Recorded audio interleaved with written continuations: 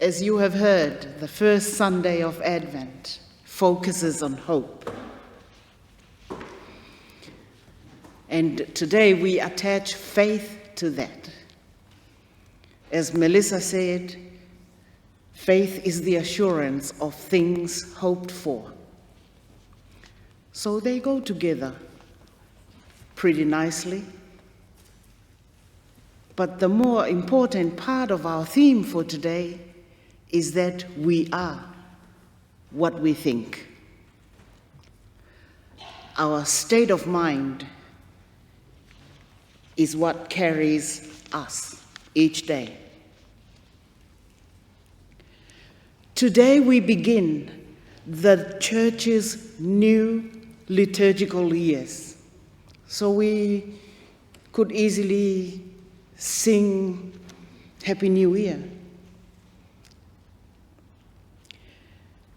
But we begin with the season of Advent, which is a time of the exploration of our faith and what we hope for. It's an inner search of our minds and our hearts. It's a time of deepening our personal relationships with our God. We begin with the paragraph from the Basis of Union. Thank you, Malcolm.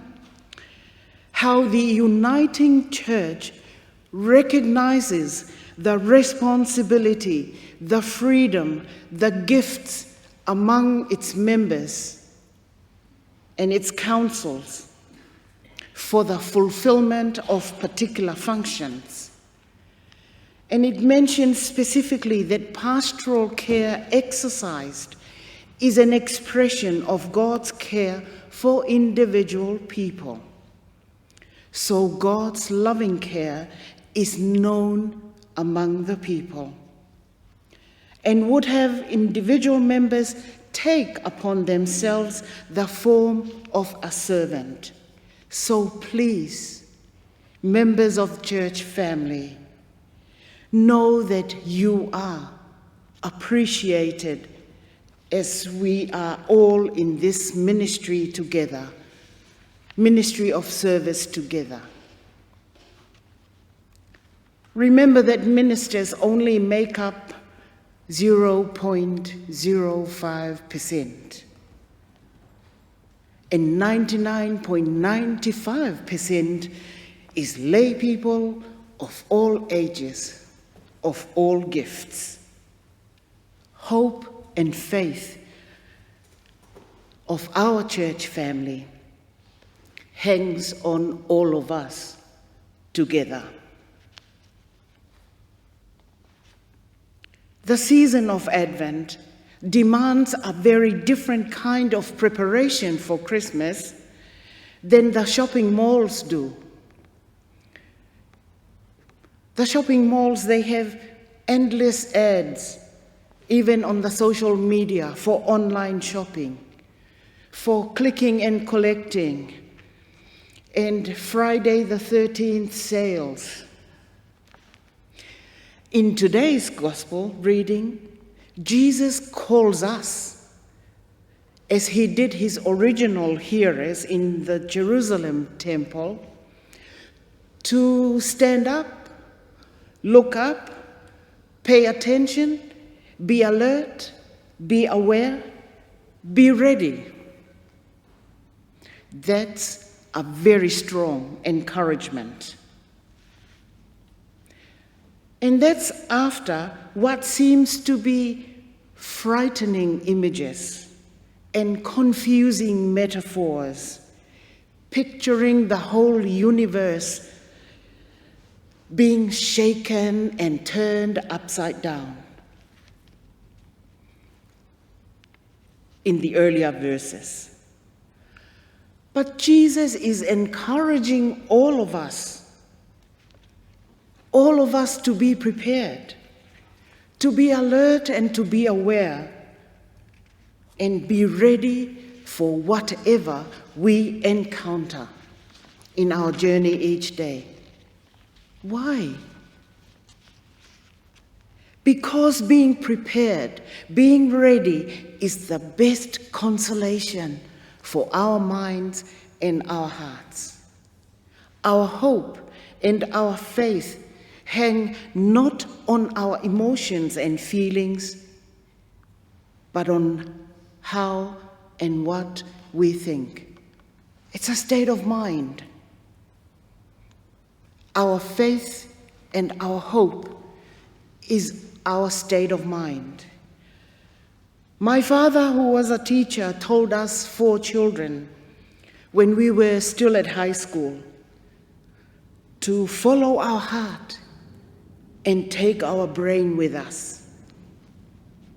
He emphasized that our own thoughts would shape our realities and influence our behavior, our attitude, and our performance at school or anywhere else. It didn't mean much then, but in hindsight, like today, I'm very grateful for his wisdom and wise words. It's still a reality today that we are what we think, including matters of our hope and our faith. That by changing the way we think can change the way we experience the world and how the world interacts with us. Well,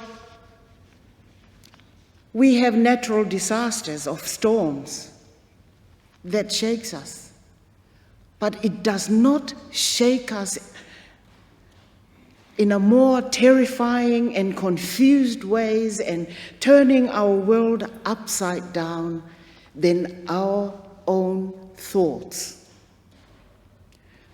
The way we think can drive us in either well-traveled paths and clear pathways. At other times, it drives us where we've never been before in our imaginations. The way we think often always also drives us up the wall, to use that expression. Although we blame others' actions for it.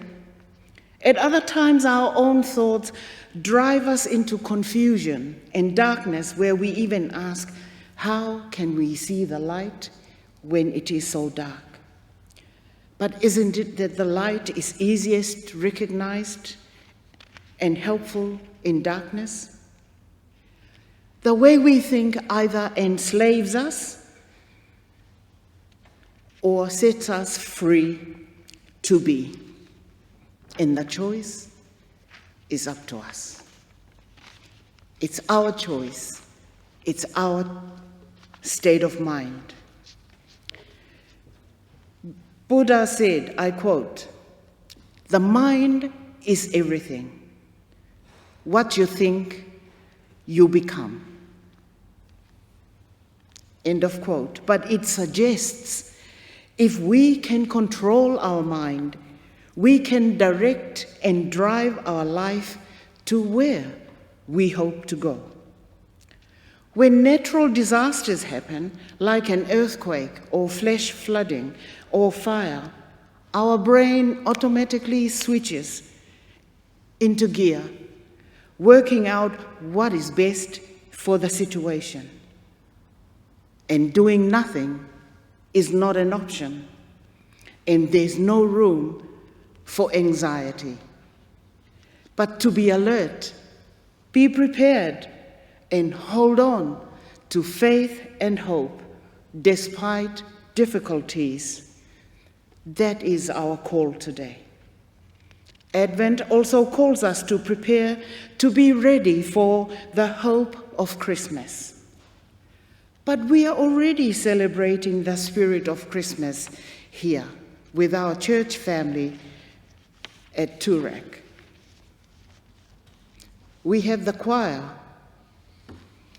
Since the 18th of November, the Madonna Icon exhibition at the Kinross Art Center has drawn renowned artists, many volunteers and visitors who've been celebrating the spirituality and the compassion of women in the icons of Mother Mary and baby Jesus.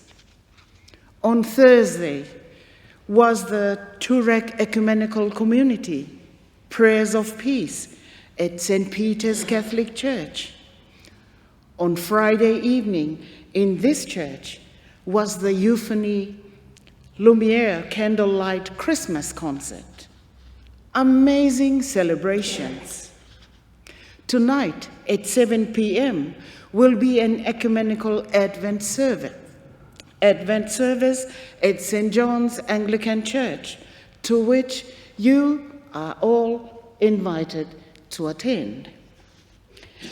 So the real challenge for us on this first Sunday of Advent is, how do we prepare to receive what we already have?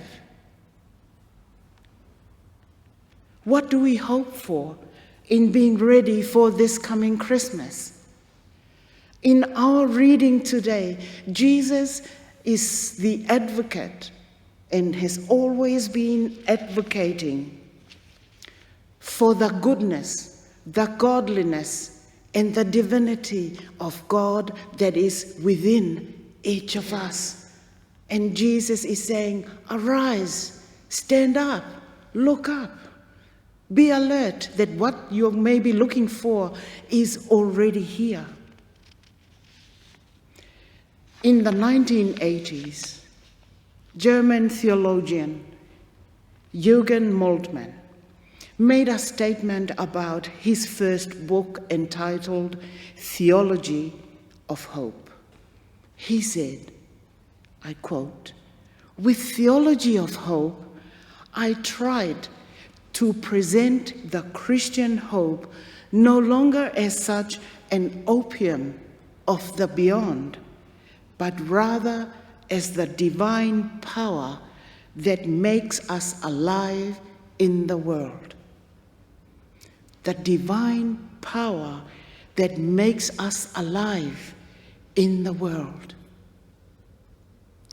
The one that comes with the spirit of Christmas, the one that we already have. Let us be alert. Let us be aware, for our theology of hope in this 21st century hangs on how we think. If we imagine Jesus' words extended, he might be saying to us, ladies and gentlemen, make your everyday heavenly, because that is what we hope for. If we're hoping for heaven, it's not that heaven isn't a place where only the holy people and the righteous gather when they die.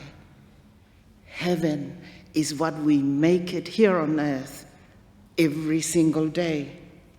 And as my father said many, many moons ago, follow your heart and take your brain with you, for we are what we think.